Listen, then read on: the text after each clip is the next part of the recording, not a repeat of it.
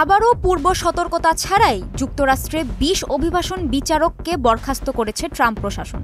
২০ জানুয়ারি শপথ গ্রহণের পর থেকে একের পর এক নির্বাহী আদেশ প্রদান করেন মার্কিন প্রেসিডেন্ট ডোনাল্ড ট্রাম্প। সাবেক প্রেসিডেন্ট জো বাইডেনের বিভিন্ন নির্বাহী আদেশ স্থগিত করা সহ জন্মসূত্রে নাগরিকত্ব বাতিলের মতো সিদ্ধান্তও নেন তিনি।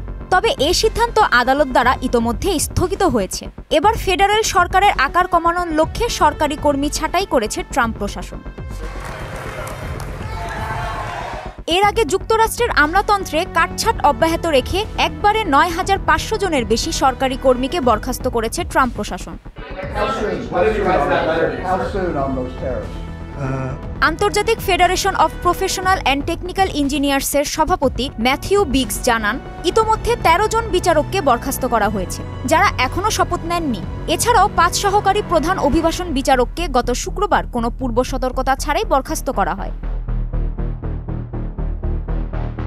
বিভিন্ন সূত্র বলছে, অভিবাসন আদালত ব্যাপক হারে অতিরিক্ত মামলার চাপে রয়েছে, যেখানে বর্তমানে ৩.৭ মিলিয়নেরও বেশি মামলা স্থগিত রয়েছে। সম্প্রতি ট্রাম্প প্রশাসনের অধীনে অভিবাসন পর্যালোচনা কার্যনির্বাহী অফিসের বড় পরিবর্তন হয়েছে, যার মধ্যে ভারপ্রাপ্ত পরিচালক মেরি চেংয়ের পরিবর্তে নতুন পরিচালক হিসেবে সিরসে ওয়েইনের নিয়োগ অন্তর্ভুক্ত।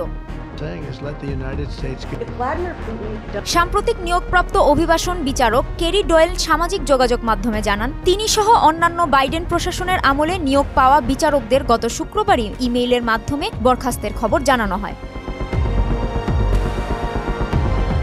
কাজী শাহরিন, মোহনা ডিজিটাল।